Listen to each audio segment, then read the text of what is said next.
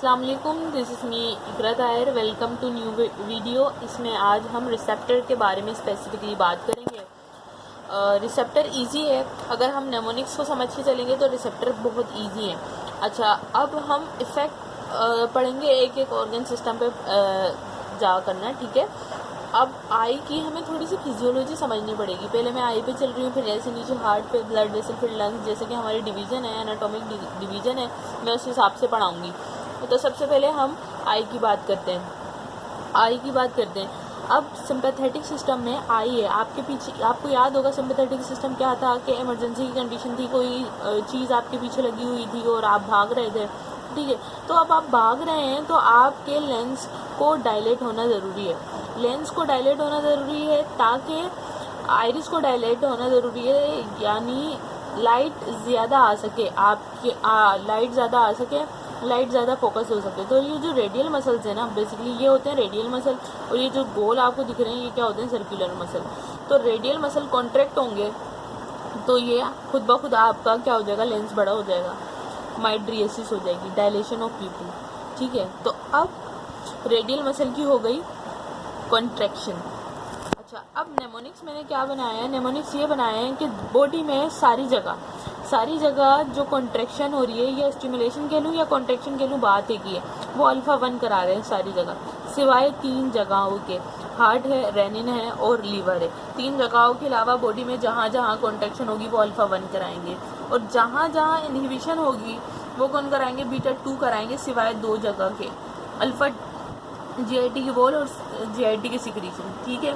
तो ये सिंपल सी बात हो गई, सिर्फ अल्फ़ा 1 से पूरी बॉडी में कॉन्ट्रैक्शन करा रहे हैं, सिवाय तीन जगहों के, 3 जगह कॉन्ट्रैक्शन बीटा कराते हैं, ठीक है। और इसी तरीके से पूरी बॉडी में इनहिबिशन बीटा 2 कराते हैं, सिवाय 2 जगह के। अगर आपसे इस तरीके से याद नहीं हो रहा तो आप इस तरीके से याद कर लें, ABCD से याद कर लें, ठीक है। ए यानी अल्फ़ा 1 और ये बीटा 2, ठीक है। अल्फ़ा A क्या करवा रहा है, अल्फ़ा 1 क्या करवा रहा है, contraction, beta 2 dilation, most of the body part, और जो एक्सेप्शन थी वो मैंने आपको बता दी, ठीक है। अब आपको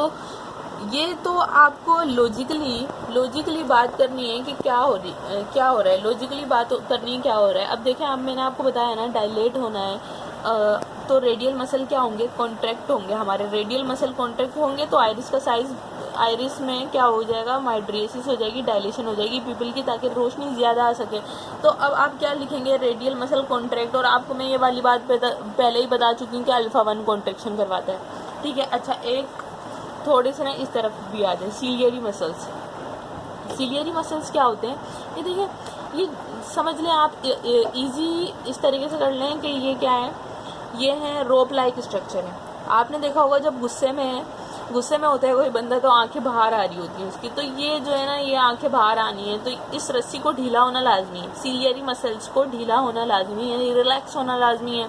तो रिलैक्स कौन कराएगा, सीलियरी मसल्स को रिलैक्स कौन कराएगा, बीटा। याद रखिएगा, सीलियरी मसल्स रिलैक्स होंगे और रेडियल मसल कॉन्ट्रैक्ट होंगे तो माइट्रिसिस हो जाएगी, डायलेशन ऑफ प्यूपिल हो जाएगी। सिंपैथेटिक में यही तो होता है कि हमारी आंखें बड़ी हो रही होती हैं और बाहर की तरफ आ रही होती हैं, ठीक है। अच्छा, ऑन द कॉन्ट्रेरी अगर हम बात करें तो पैरासिम्पैथेटिक होता है। पैरासिम्पैथेटिक के नेमोनिक्स बहुत ईजी है, सारी जगह M3 है, भले से कॉन्ट्रैक्शन हो रही हो या डायलेशन हो रही हो, सब जगह M3 है, सिवाय हार्ट के। हार्ट में M2 है, ये मैंने इसी के साथ लिख दिया था कि सब जगह क्या है, M3 है, और हार्ट में क्या है, M2 है रिसेप्टर पैरासिम्पैथेटिक में, ठीक है। तो जब ये इसका सब उल्टा हो जाएगा ना, है ना, सीलियरी मसल्स को क्या होना होगा, रिलैक्स हो रहे हैं तो कॉन्ट्रैक्ट होना होगा, और यहाँ पर सर्कुलर मसल्स को, जो कि ये वाले गोल वाले बीच वाले थे, सर्कुलर मसल को क्या होना होगा, सर्कुलर मसल को कॉन्ट्रैक्ट होना होगा। जब ये कॉन्ट्रैक्ट हो जाएंगे तो आंखें छोटी छोटी हो जाएंगी, यानी मियोसिस हो जाएगी, कंस्ट्रक्शन ऑफ प्यूपिल नियर फोकस के लिए, ठीक है। इसको समझना इसलिए लाजमी था क्योंकि मैं क्लिनिकल स्टडी से इसको कंसर्न करवाऊँगी। अभी हम केस सॉल्व करेंगे ग्लूकोमा का और जो है स्केलेटल मसल कॉन्ट्रैक्शन का आई की, तो इसको समझना लाजमी था। अच्छा, हार्ट में हार्ट के मसल्स, सिर्फ अगर मैं सिंपल बात लिखती ना, हार्ट के मसल्स ऐसे नोड अलग लिख दिया मैंने, पेसमेकर कॉन्ट्रैक्टिलिटी अलग लिख दिया, लेकिन अगर सिंपल बात करूँ तो सारे मसल्स की बात करें, इनको कॉन्ट्रैक्ट होना है। देखिए आप हैं टेंशन की कंडीशन में, आपकी बॉडी को नॉर्मल कंडीशन से ज़्यादा ब्लड चाहिए, तो हार्ट को कॉन्ट्रैक्ट होना पड़ेगा। हार्ट कॉन्ट्रैक्ट होगा। अच्छा, मैंने आपको पहले बता दिया था, बॉडी में सब जगह क्या करवा रहा है, बॉडी में सब जगह कॉन्ट्रैक्शन करवा रहा है अल्फा 1, लेकिन हार्ट में क्या करवाएगा, बीटा 1 और बीटा 2 दोनों करवाएगा। और रिलैक्सेशन कौन करवाएगा, M2। This is the exceptional case, you have to remember about this, कि बीटा कॉन्ट्रैक्शन किस में, हार्ट में करा रहा होता है, और M2 रिलैक्सेशन करा रहे होते हैं। ठीक है, ये भी मैं हाइपरटेंशन से रिलेट करूँगी आगे। अब ब्लड वेसल्स, स्प्लैंकिक वेसल्स क्या होती हैं। स्प्लैंकिक वेसल्स बेसिकली वो वेसल्स होती हैं जो कि GIT की तरफ या स्किन की तरफ ब्लड फ्लो करवाती है। अब देखें, your food in the stomach is not important this much, ठीक है, आपका ब्लड फ्लो स्टमक की तरफ इतना इम्पोर्टेंट नहीं है। The thing that is important is आपको स्केलेटल मसल्स को ब्लड मिलता रहे, आपके जो वाइटल ऑर्गन्स है उनको ब्लड मिलता रहे, लेकिन GIT का खाना थोड़ी देर रुक जाओ, हजम ना हो, दैट्स ओके। तो स्प्लैंकिक वेसल्स में कॉन्ट्रैक्शन है तो अल्फा, सब जगह अल्फा कॉन्ट्रैक्शन करवा रहा है। स्केलेटल मसल्स में डायलेशन होगी, ऑब्वियसली स्केलेटल मसल ज़्यादा चाहिए, आप तो भाग रहे हैं ना, सिंपैथेटिक की कंडीशन है तो वो डायलेशन करवाएगा, और सब जगह डायलेशन। अगर आपको याद हो, डायलेशन या इनहिबिशन कौन करा रहा है, बीटा 2 करा रहा था। अच्छा, अगर हम यही बात पैरासिम्पैथेटिक में देखें तो EDRF यानी endothelium derivative relaxing factor release होते हैं, वो M3 में, सब जगह M3 आएगा। यहाँ पर सिर्फ M5 है, आप ना भी याद करें तो दैट्स ओके, M3 याद रख लें। लंग्स में ब्रोंक्यूल देखें, आप भाग रहे हैं, आपको यू नीड मोर ऑक्सीजन। ज़्यादा ऑक्सीजन कब आएगी कि जब आपकी, समझ लें लंग्स क्या है, एक शॉपर की तरह है ना, आप एक सेक की तरह है, उसके अंदर ज़्यादा ऑक्सीजन, जितनी ज़्यादा ऑक्सीजन आएगी तो उतनी ज़्यादा हमारे सारे ऑर्गन सिस्टम को मिल सकेगी ऑक्सीजन। तो ऑर्गन में, ब्रोंक्यूल में ऑक्सीजन आना ज़्यादा चाहिए, तो उसको रिलैक्स करवाएंगे ताकि जगह ज़्यादा बने ऑक्सीजन के आने की। तो वो कौन करवाता है, सारी जगह बता चुकी हूँ, डायलेशन या इनहिबिशन या रिलैक्सेशन कौन करा रहा है, बीटा 2 करा रहा है। तो अच्छा, अब बात जो है इसकी डिफ्रेंशिएशन की ये है कि लंग्स के अंदर, अभी ये याद रखें, मैं आगे क्लिनिकल स्टडी से इसको रिलेट करूँगी, लंग्स के अंदर सिर्फ बीटा 2 रिसेप्टर हैं जो कि रिलैक्सेशन करवा रहे हैं, जबकि हार्ट में बीटा 1 और बीटा 2 हैं जो कि कॉन्ट्रैक्शन करवा रहे हैं। याद रखिएगा, दोनों हैं और इसमें सिर्फ एक है। अच्छा, अब इसका उल्टा हो जाएगा पैरासिम्पैथेटिक में, ठीक है, तो ये क्या हो जाएगा, M3 रिसेप्टर होंगे, कॉन्ट्रैक्ट होंगे। GIT, अच्छा, GIT की वॉल्स, ऑब्वियसली अब आपके खाने को हजम नहीं होना है, तो आपके खाने को जब हजम नहीं होना है तो आपकी वॉल्स रहेंगी रिलैक्स, क्योंकि अगर वॉल्स ने काम करना शुरू कर दिया तो आपका फूड भी आगे प्रोपेल होना शुरू हो जाएगा, फूड आगे प्रोपेल होना शुरू हो जाएगा, तो you will urge to go. सही है, तो अब आपको अपनी जान बचाना ज़्यादा चीज़ें है एज़ कम्पेयर टू खाने को हजम करने के लिए, तो बीटा 2 रिलैक्सेशन करवाएगा। अच्छा, सिक्रीशन भी कम हो जाएगी, जाहिर सी बात है, HCl पेप्सिन रिलीज नहीं हो रहा होगा। तो मैंने 2 चीज़ें आपको बताई थी कि सिर्फ 2 जगह बीटा 2 जो है इनहिबिशन या सिक्रीशन वो कम करवाता है, तो वो GIT की वॉल और सिक्रीशन की GIT की, तो आप याद रखिएगा अल्फा 2। अच्छा, अक्सर बच्चे ना कंप्लेन कर देते हैं इस बात से कि स्पिंक्चर्स जो हैं वो कॉन्ट्रैक्ट, स्पिंक्चर्स जो हैं सब रिलैक्स हो रहा है और डिक्रीज हो रहा है, तो स्पिंक्चर्स क्यों कॉन्ट्रैक्ट हो रहे हैं भाई। तो स्पिंक्चर्स क्या होते हैं बेसिकली, आप मुझे बताएं। स्पिंक्चर्स इट्स काइंड ऑफ वेल्व्स, नल की तरह होते हैं ना भाई। अब आपका खाना यहाँ पर स्टमक पे रखा हुआ है, स्टमक से आगे ना जाना चाहिए, ये मैं क्या कोशिश करूँगी कि ये क्या हो, क्लोज हो, स्पिंक्चर्स क्लोज हो, आगे ना जाए, तो इसको तो कॉन्ट्रैक्शन होनी है ना। तो बॉडी की तमाम जगह पर कॉन्ट्रैक्शन कौन करवा रहा है, अल्फा 1, ठीक है। अच्छा, इसी तरीके से ये सब उल्टा हो जाएगा, पैरासिम्पैथेटिक में कॉन्ट्रैक्शन M3 कराएगा, रिलैक्सेशन भी M3, इंक्रीज भी M3। सही है, तो ऑब्वियसली आप आराम से बैठे हैं पार्टी कर, तो फिर तो पैरासिम्पैथेटिक की कंडीशन तो रेस्ट वाली थी ना, तो कॉन्ट्रैक्शन, रिलैक्सेशन, इंक्रीज। तो रिसेप्टर को समझने के लिए फर्स्ट वाली वीडियो देखना लाजमी है। अच्छा, देखें, यूरिनरी ट्रैक भी बेसिकली सेम है, बॉल रिलैक्स होंगी ऑब्वियसली, स्पिंक्चर्स जो है कॉन्ट्रैक्ट रहेंगे ऑब्वियसली। देखें, स्पिंक्चर्स अगर कॉन्ट्रैक्ट नहीं हुए आप क्या करेंगे, आप खुद सोचें ना, आपके पीछे एक तो आफत लगी है, एक जो है डॉगी लगा हुआ था, तो आप क्या करेंगे, यू विल नॉट, आप क्या करेंगे, आप थोड़ी बोलेंगे let's wait for minute, let me pee first, नहीं ना, ऐसे थोड़ी नहीं होगा। तो स्पिंक्चर्स क्लोज रहेंगे, कॉन्ट्रैक्शन अल्फा 1 करवा रहा है, यूटीरस रिलैक्स रहेगा, वो बीटा 2 करा रहा है। रिलैक्सेशन का काम ही देखें आप, सब जगह देखें, relax beta 2, relax beta 2, relax beta 2, relax beta 2। Relaxation या डायलेशन एक ही बात होती है, बीटा 2 रिलैक्स बीटा। तो सब जगह सिवाय हार्ट के और जो भी आने वाला है आगे लीवर के, तो वो तो सब जगह कौन करा रहा है, रिलैक्सेशन बीटा 2 करा रहा है। तो this mnemonics are really gonna work, ठीक है।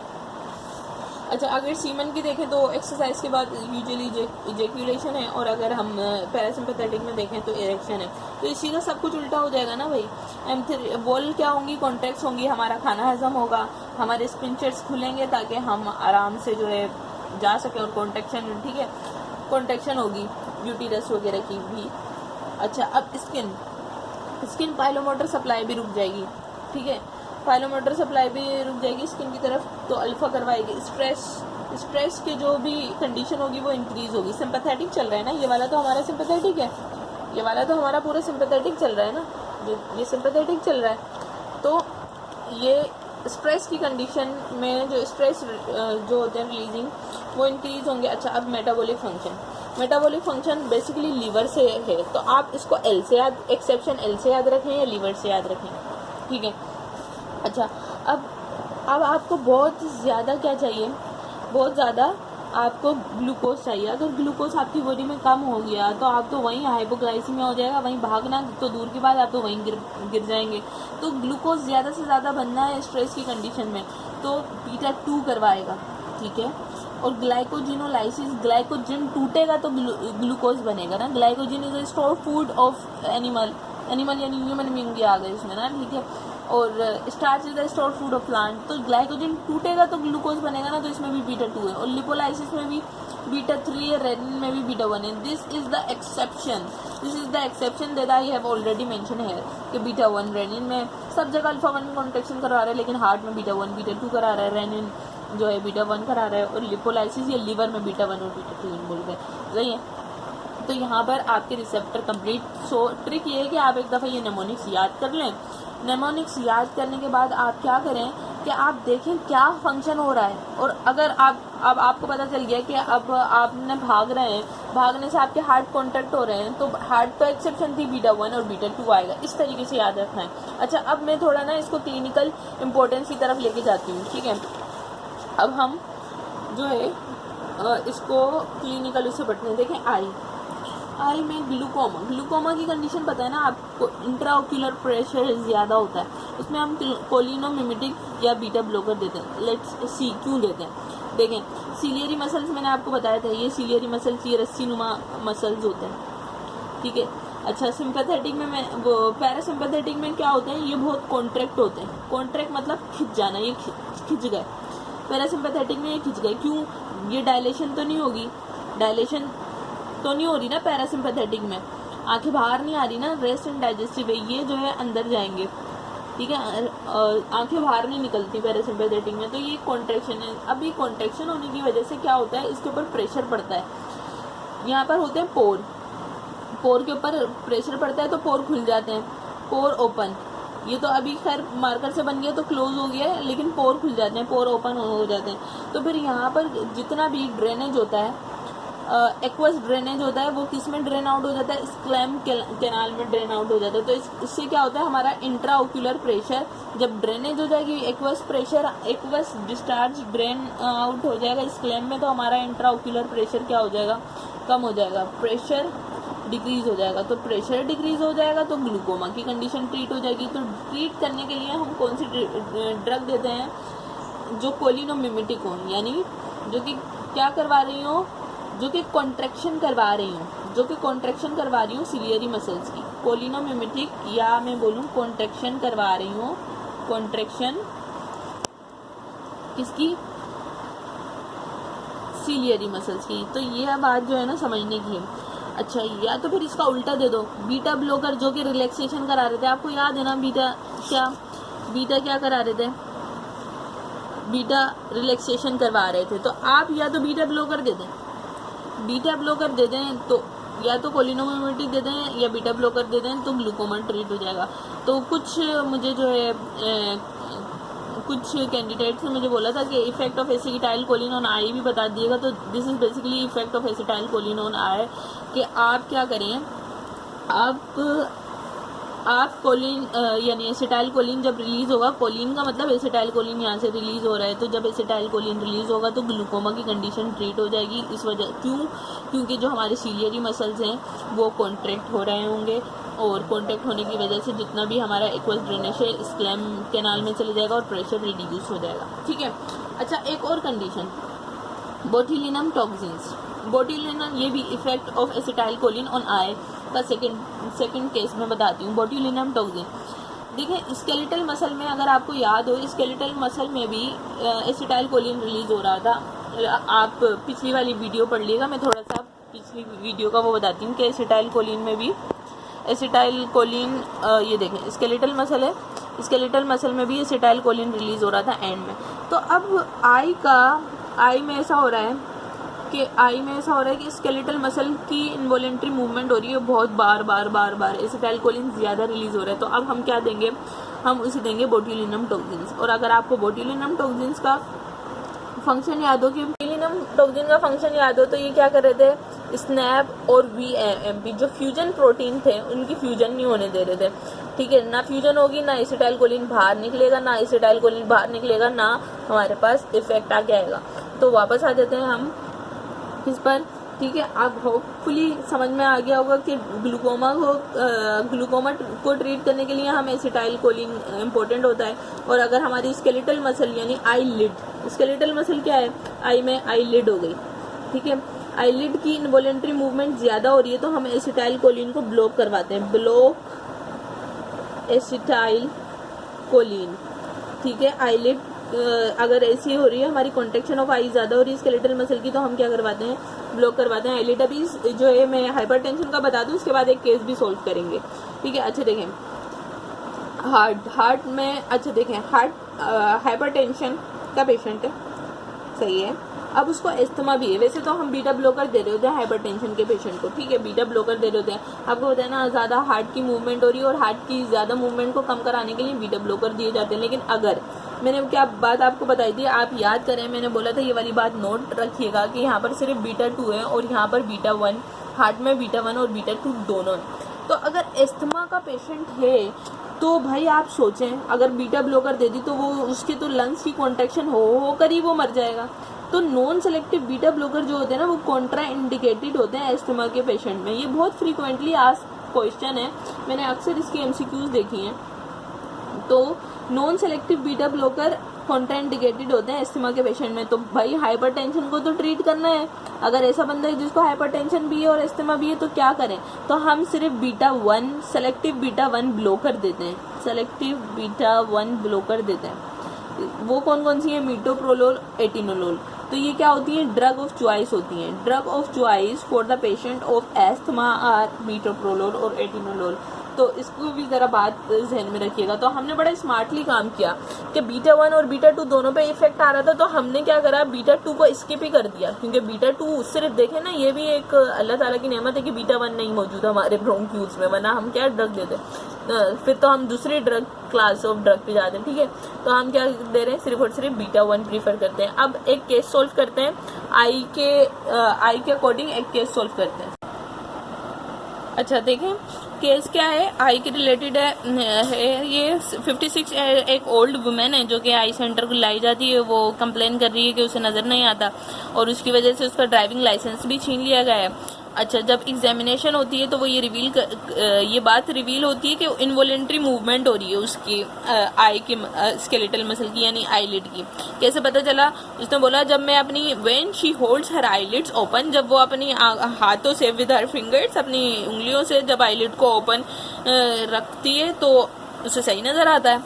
ठीक है, she has no other muscle dysfunction, दूसरे मसल डिसफंक्शन में कुछ भी नहीं है। ठीक है, a diagnosis of blepharospasm spasm ये दी है।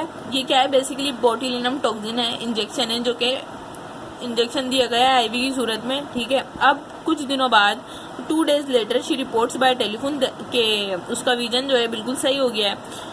अब बताएं कि बोट्यूलिनम टॉक्सिन ने उसको किस तरीके से सही किया है। और कितनी देर तक इसका इफेक्ट रहेगा। तो आपको पता है, मैं अभी भी बता चुकी हूँ कि स्केलेटल मसल्स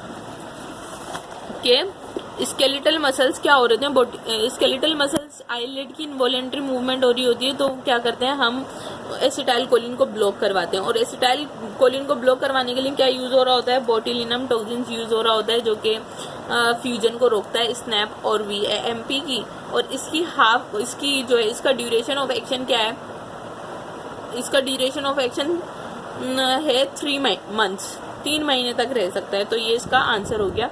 एक दफ़ा आंसर देख लेते हैं।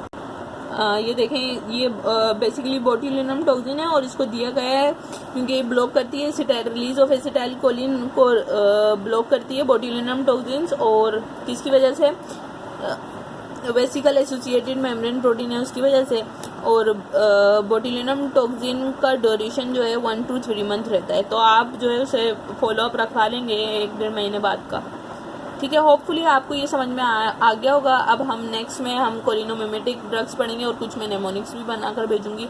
और थैंक्स फॉर वॉचिंग। आप इसे लाइक सब्सक्राइब ज़रूर कर दिएगा।